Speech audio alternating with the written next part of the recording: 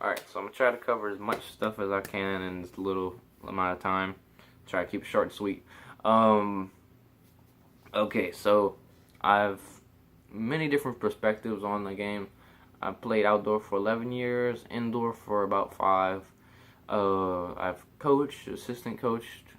I've refed at the indoor place as well as outdoor, and I've watched the game. So I've had just about every perspective on the game. So now that you know I'm not just talking just to talk, I'm gonna try to cover stuff for the kids and the parents, so y'all know as much as y'all can before. But a lot of it's just a learning experience, and you'll just have to try and catch on, listen to what the referee says, and sometimes they won't be right, and I don't want y'all to worry about that. If it comes to an issue, I'll try to handle it. And because like I said, I've ref there, so I know the rules. Um, I'm gonna try to cover the most important things. The first thing you're gonna notice as soon as you walk in is there's a wall. I think I've said some of these rules already, so just bear with me, get what you can, whatever. Um, First thing you notice, there's a wall. You're gonna be like, "Am I at a hockey ring?"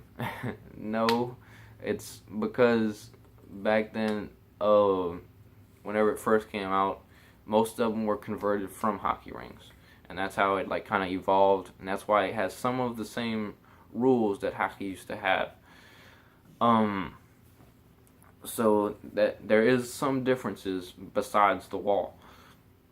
The wall is the main one, though. The wall is completely fine to use, and you do want to use it in certain situations. Um, but say it goes over the wall, which is possible. It'll either be a net there or it'll just go over. But if it goes over the wall at any time, it's supposed to be a kick. Depending on who kicked it out, it's like right there. Like say it went out like way up there, the kick's like right there. You just put it down where it's at. Whoever touched it last, the other team gets it. Um, and like I said, it's a kick. It's not a throw. That's another difference between indoor and outdoor. And I think most of these differences will be better for them because they'll get to learn how to use their feet more and stuff like that. And like I said, with the walls, since it is encased in the walls, it's a very fast-paced game, a lot of action. If you like action, you're gonna like it. I like it a lot because it's a lot of action, not a lot of defending. Um, it is for the defenders, but if what usually happens is there's a goalie, and the goal's a little bigger. While I'm already on that subject, that's why there is a goalie because the goal's bigger. And usually you play about 2 defenders, and you say defenders, but it's mostly just guys that stay back. Because like me, when I play defense, which I don't normally do, because I'm just not good at it.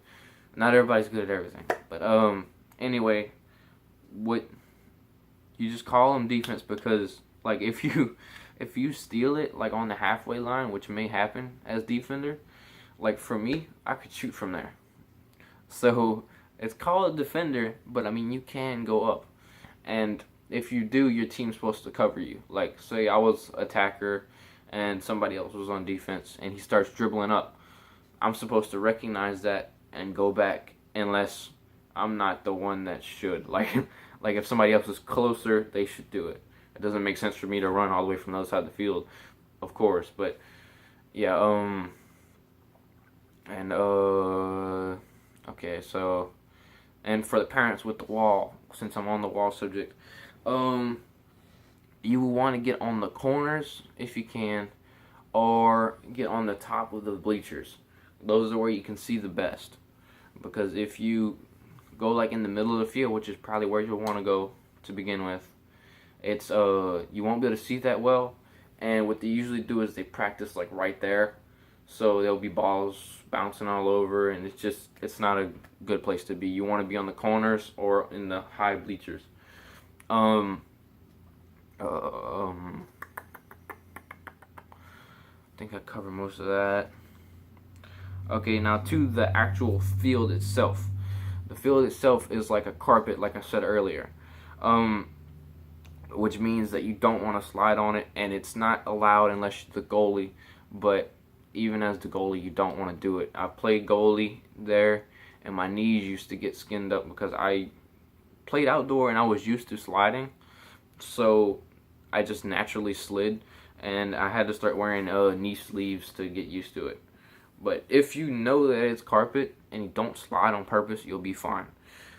And that affects like how the ball rolls and stuff. Like if you take a long touch there, it'll be a lot longer than if you take outdoor because the grass doesn't slow it down. Or the grass slows it down a lot more than the carpet does. Trying to think. Oh yeah, moving up the field a little bit. All right, so just imagine the halfway line, the normal halfway line, and then imagine two lines that cut the halves in half. So there's like 4 sections.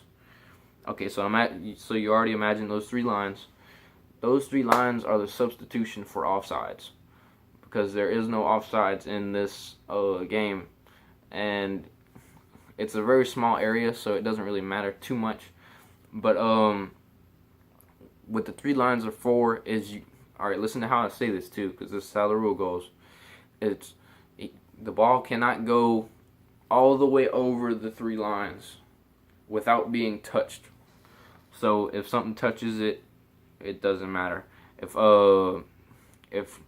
say it goes all the way over, it's supposed to be a free kick for the other team. Like say if we cleared it out, if it goes all the way over, it's supposed to be their free kick against us, which usually is scored. So you don't want to give those away.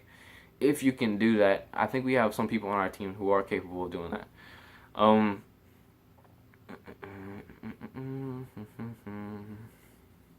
Trying to think. Okay, while I'm on the field, there is usually less players, but it'll be pretty close to what we play with, plus a goalie. So it'll be probably 5 on the field and a goalie. We'll probably just take turns in goal because we don't have a designated goalie yet. If we find one, great. I said that it's kick-ins, not throw-ins. I'm pretty sure. No offsides, but it is frowned upon to just hang out by the goal and like just pester the goalie. Basically, it is in the rules. Like you can do it, but people won't like you, so just don't do it. As a coach, I'll tell you to move back because I don't want to play like that.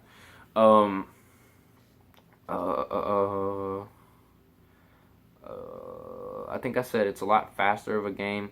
That's why I like it. A lot of action. Trying to cover as much as I can. Oh yeah, the time. It's a block time. It's gonna be about 45 minutes, so that affects subbing. Subs, you'll just go on and off. You don't have to worry about the referee. I'll just call you off and then swap, and then bam, it's done.